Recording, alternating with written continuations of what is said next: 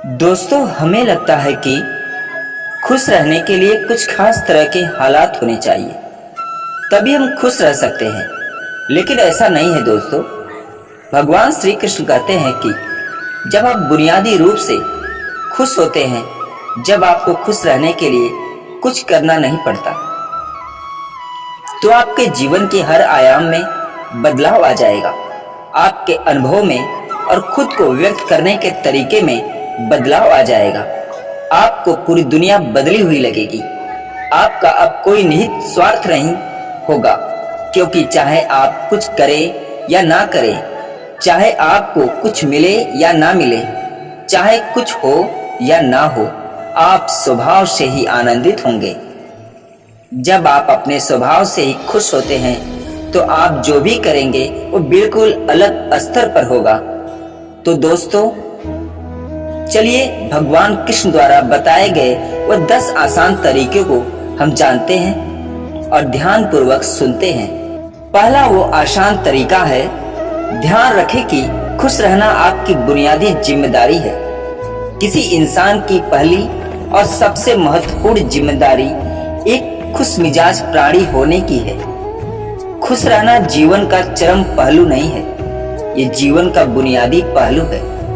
अगर आप खुश नहीं हैं, तो आप अपने जीवन में क्या कर सकते हैं? एक बार आप खुश हो तो तभी दूसरी महान संभावनाएं खुलती हैं। चाहे आप जो भी करें, आप अपने अंदरूनी गुणों को ही विस्तार दें और जगाते रहें। चाहे आप इस बात को पसंद करें या ना करें, हकीकत यही है, जब तक कि कोई महत्वपूर्ण चीज आपके भीतर घटित नहीं होती, आप दुनिया के लिए कुछ बहुत महत्वपूर्ण नहीं कर सकते। इसलिए अगर आप दुनिया के बारे में चिंतित हैं, तो पहली चीज आपको यह करनी चाहिए कि खुद को एक खुश मिजाज प्राणी में रूपांतरित करना चाहिए। पहला आसान तरीका दोस्तों आपने जाना। आइए अब दूसरा आसान तरीका जानते हैं। इससे कोई फर्क नहीं पड़ता कि आप अपने जीवन में क्या कर रहे हैं, चाहे वो कारोबार हो, सत्ता, शिक्षा या सेवा। आप ऐसा इसलिए कर रहे हैं क्योंकि आपके भीतर कहीं गहराई में एक भावना है कि इससे आपको खुशी मिलेगी। इस धरती पर हम जो कुछ भी करते हैं, वो खुश रहने की इच्छा से करते हैं, क्योंकि यह हमारी मूल प्रकृति है। जब आप बच्चे थे तो आप यूं ही खुश थे, वही आपकी प्रकृति है। खुशी का स्रोत आपके भीतर है। आप उसे हमेशा के लिए एक जीवंत अनुभव बना सकते हैं। तीसरी महत्वपूर्ण बात यह है कि आज सुबह क्या आपने देखा कि सूर्य अद्भुत तरीके से उगा, फूल खिले, कोई सितारा नीचे नहीं गिरा, तारामंडल बहुत अच्छी तरह काम कर रहे हैं, सब कुछ व्यवस्थित है। आज समूचा ब्रह्मांड बहुत बढ़िया तरीके से काम कर रहा है। अगर आपके दिमाग में आया किसी विचार का एक कीड़ा आपको यह मानने पर मजबूर कर देता है कि आज बुरा दिन है, कष्ट मुख्य रूप से इसलिए होता है क्योंकि ज्यादातर इंसान इस जीवन में और इस जीवन के प्रति सही नजरिया खो बैठे। उनकी मनोवैज्ञानिक प्रक्रिया वास्तविक की प्रक्रिया से कहीं बड़ी हो गई है, या सीधे सीधे कहें तो आपने अपनी रचना को स्पष्टता की सृष्टि से कहीं अधिक महत्वपूर्ण बना दिया है। यह सारी पीड़ा का बुनियादी स्रोत है।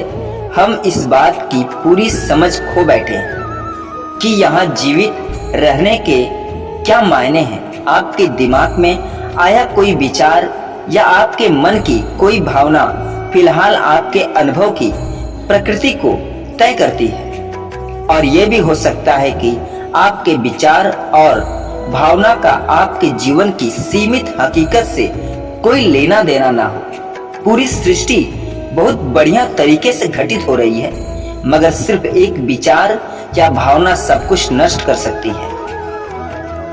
चौथी बात है, मन या दिमाग को उसके असली रूप में देखें। जिसे आप मेरा मन कहते हैं, वह असल में आपका नहीं है। आपका अपना कोई मन नहीं है।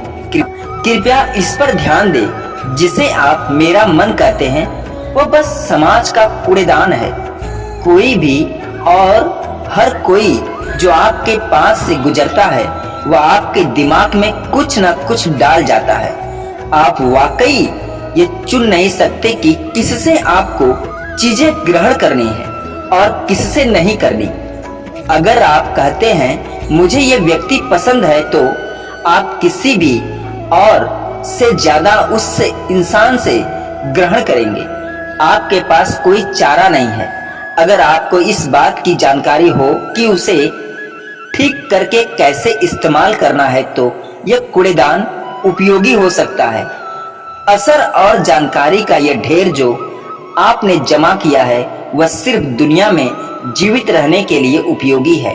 आप कौन हैं, इससे आपका या उसका कोई संबंध नहीं है।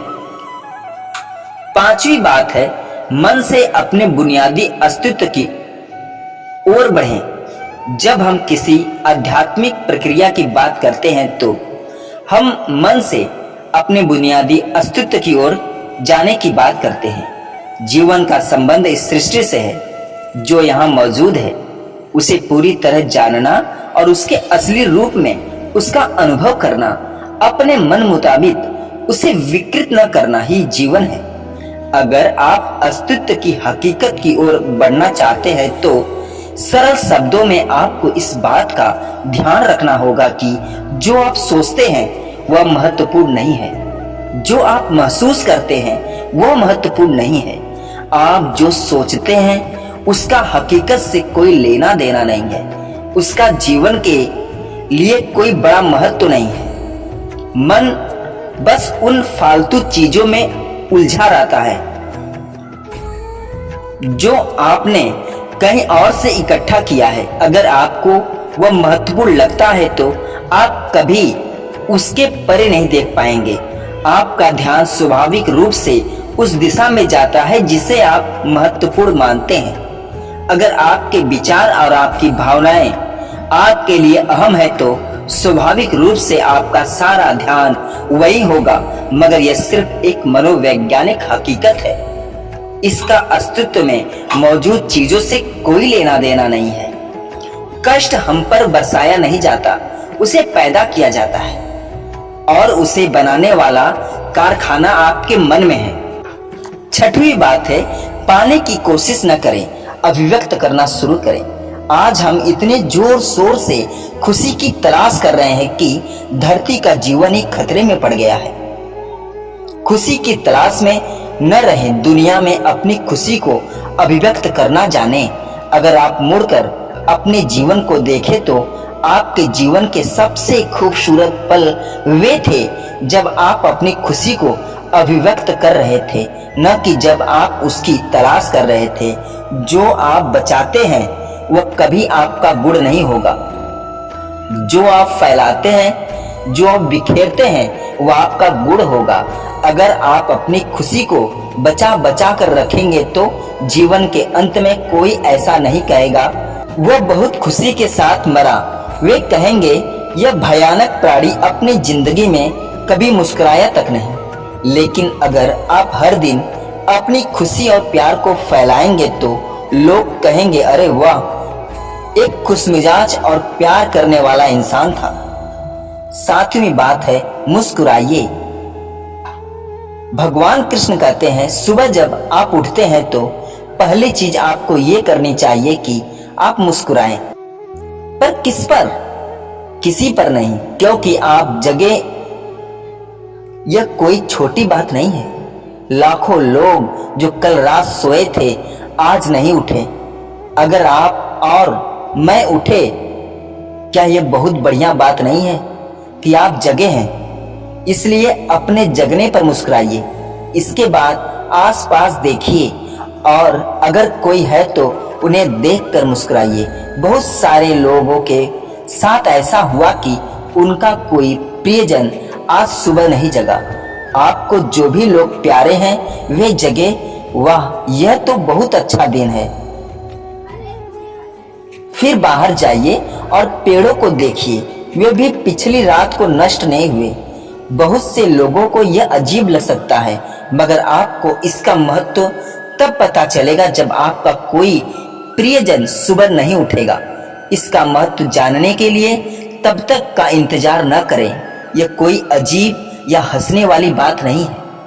यह सबसे कीमती चीज है कि आप जीवित हैं, और जो भी आपके लिए मायने रखता है वह जीवित है। इस दुर्भाग्यपूर्ण रात जब इतने सारे लोग नहीं उठे और कितने सारे लोगों के प्रियजन नहीं उठे, तब आप और आपके प्रियजन उठ गए। क्या यह शानदार चीज नहीं है? इसका महत्व समझें और कम से कम मुस्कुराएं तो कुछ लोगों को प्यार से देखना सीखें। 8वीं बात है दोस्तों, खुद को याद दिलाएं। भगवान कृष्ण कहते हैं, बहुत से लोगों को यह सब भूलने में बस घंटा भर लगता है और जल्द ही उनका रेंगने वाला दिमाग किसी को काटने के लिए आतुर हो जाता है। इसलिए हर घंटे खुद को एक खुराक दें, जीवन की अहमियत याद दिलाएं। अगर आप बहुत ही संवेदनहीन हैं तो हर आधे घंटे में खुद को याद दिलाएं। अगर आप भीषण रूप से संवेदनहीन हैं तो खुद को हर 5 मिनट पर याद दिलाएं। अपने आप को याद दिलाने में बस 10 सेकंड लगते हैं।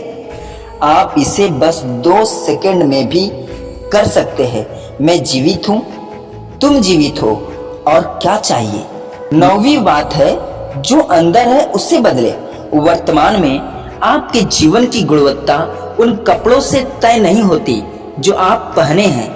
वह आपकी शैक्षिक योग्यताओं, आपकी परिवार की स्थिति या आपके बैंक बैलेंस से तय नहीं होती। आपके जीवन की गुणवत्ता इस पर निर्भर करती है कि आप अपने भीतर कितने शांत और खुश हैं। निश्चित रूप से जिसे भोजन नहीं मिलता और जिसके पास जीवित रहने के लिए जरूरी बुनियादी चीजों की कमी है, वह शारीरिक रूप से बहुत कष्ट में होगा। इस पर ध्यान दिए जाने की जरूरत है। ऐसे लोगों के लिए हमें उन बुनियादी चीजों की व्यवस्था करनी होगी, मगर बाकियों के लिए उनकी जरूरतें एक अंतहीन सूची है। आपको लगता है कि कार चला रहा आदमी सड़क पर पैदल चल रहे आदमी से ज्यादा खुश है। नहीं, आपके पास क्या है उससे यह तय नहीं होता। यह इस पर निर्भर करता है कि वे उस समय कैसा महसूस कर रहा है। 10वीं बात है, दूसरों से तुलना करना छोड़ दे। ज्यादातर लोग इसलिए दुखी नहीं होते क्योंकि उनके पास किसी चीज की कमी होती है। वे दुखी इसलिए होते हैं क्योंकि वे खुद की तुलना किसी और से करते हैं। आप एक मोटरसाइकिल चला रहे हैं, आप किसी को मर्सिडीज चलाते देखते हैं और खुद को दुखी कर लेते हैं। साइकिल पर चलने वाला कोई व्यक्ति आपको मोटरसाइकिल पर देखता है और यह उसके लिए लिमोसिन है। पैदल चलता कोई व्यक्ति साइकिल को देखकर सोचता है, अरे वाह, अगर मेरे पास सिर्फ यह साइकिल होती तो मैं अपनी जिंदगी में क्या क्या कर लेता। यह एक बेवकूफाना खेल है जो चलता रहता है। जो लोग खुश रहने के लिए बाहरी हालात पर निर्भर रहते हैं, वे कभी अपनी जिंदगी में सच्ची खुशी नहीं महसूस कर पाएंगे। निश्चित रूप से अब समय है कि हम अपने अंदर झांकें और देखें कि हम किस तरह खुशहाली में रह सकते हैं। जीवन के अपने अनुभव से आप साफ साफ देख सकते हैं कि सच्ची खुशी आपको तभी मिलती है जब आपके अंतर्मन में बदलाव आता है। जब आप खुश होने के लिए बाहरी स्थितियों पर निर्भर होते हैं तो आपको समझना चाहिए कि बाहरी हालात कभी भी 100% आपके अनुकूल नहीं होते। जब यह हकीकत है तो कम से कम इस एक इंसान यानी कि आपको उस तरह रहना चाहिए जैसे आप रहना चाहते हैं। अगर आप अपने अंदर उस तरह होते हैं जिस रूप में आप खुद को रखना चाहते हैं तो आप कुदरती तौर पर खुश होंगे। यह कोई ऐसी चीज नहीं है जिसे आपको खोजना पड़े। अगर आप अपनी मूल प्रकृति में वापस चले जाते हैं तो आप सिर्फ खुश ही रहेंगे। तो दोस्तों, ये थी भगवान श्री कृष्ण द्वारा बताई गई खुश रहने की 10 बातें। तो दोस्तों, अगर ये वीडियो अच्छी लगी हो तो भगवान श्री कृष्ण के लिए चैनल को लाइक शेयर सब्सक्राइब जरूर करिएगा। पूरा वीडियो देखने और सुनने के लिए धन्यवाद दोस्तों।